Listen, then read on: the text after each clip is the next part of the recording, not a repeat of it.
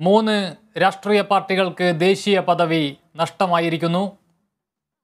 CPI, Trinamool Congress, NCP എന്നീ പാർട്ടികൾക്കാണ് പദവി നഷ്ടമായത്. വിവരങ്ങളുമായി കരിഷ്മ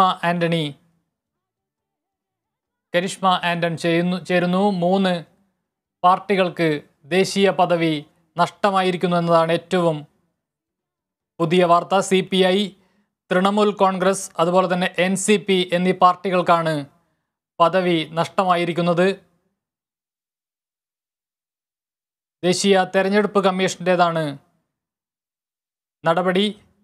കരിഷ്മ ആന്റൺ ചേരുന്നു ന്യൂസ് ഡെസ്കിൽ നിന്നും. കരിഷ്മ, ഏതു സാഹചര്യത്തിലാണ് ഈ മൂന്ന് പാർട്ടികൾക്ക് ദേശീയ പദവി നഷ്ടമായിരിക്കുന്നത്?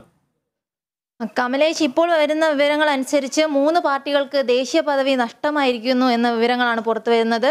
ദേശീയ പാർട്ടി ആകാനുള്ള മാനദണ്ഡങ്ങൾ നമ്മൾ നോക്കുകയാണെങ്കിൽ ഏതെങ്കിലും മൂന്ന് സംസ്ഥാനങ്ങളിൽ അവർ ഭരിക്കുകയോ അല്ലെങ്കിൽ ഒരു നിശ്ചിത ശതമാനം സീറ്റുകൾ അവർക്ക് സ്വന്തമായി ഉണ്ടായിരിക്കുകയോ ചെയ്താൽ മാത്രമേ അതിന് ദേശീയ പാർട്ടിയെ അംഗീകരിക്കാൻ സാധിക്കുകയുള്ളൂ. അത്തരത്തിൽ സ്ഥാനങ്ങളോ സീറ്റുകളോ ഇല്ലാത്ത പാർട്ടികളെ ദേശീയ പാർട്ടികളിൽ നിന്നും പുറത്താക്കുക എന്നതാണ് നടപടി. അത്തരത്തിൽ മൂന്ന് പാർട്ടികളെ ഇപ്പോൾ ദേശീയ പാർട്ടികൾ അല്ല എന്നുള്ള രീതിയിലുള്ള വാർത്തകൾ വരുന്നത്. CPI, തൃണമൂൽ കോൺഗ്രസ്, NCP എന്നീ മൂന്ന് പാർട്ടികൾക്കാണ് ഇപ്പോൾ ദേശീയ പാർട്ടികൾ എന്ന പദവി നഷ്ടമായിരിക്കുന്നത്.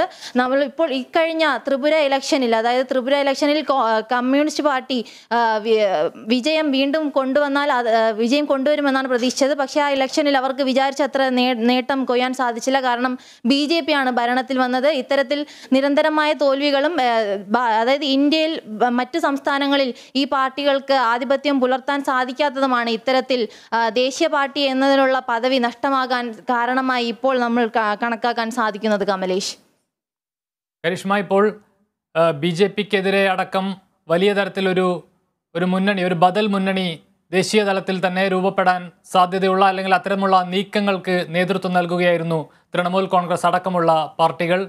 അത്തരത്തിൽ നോക്കുമ്പോൾ ഈ ഒരു തെരഞ്ഞെടുപ്പ് കമ്മീഷന്റെ നടപടി വലിയൊരു തിരിച്ചടിയാവില്ലേ ഈ പാർട്ടികൾക്ക്? തീർച്ചയായും കമലേഷ്, ഇത് ഒരു വലിയ തിരിച്ചടിയാവും. കാരണം ഇപ്പോൾ ഇന്ത്യയിലെ എല്ലാ സംസ്ഥാനങ്ങളും ഏകദേശം BJPയുടെ ഭരണത്തിന് കീഴിലാണ് വന്നുകൊണ്ടിരിക്കുന്നത്. കുറച്ച് പാർട്ടികൾ മാത്രമാണ് BJP ഒഴികെ സംസ്ഥാന തലത്തിലുള്ള പാർട്ടികളായി നിലനിന്നിരുന്നത്.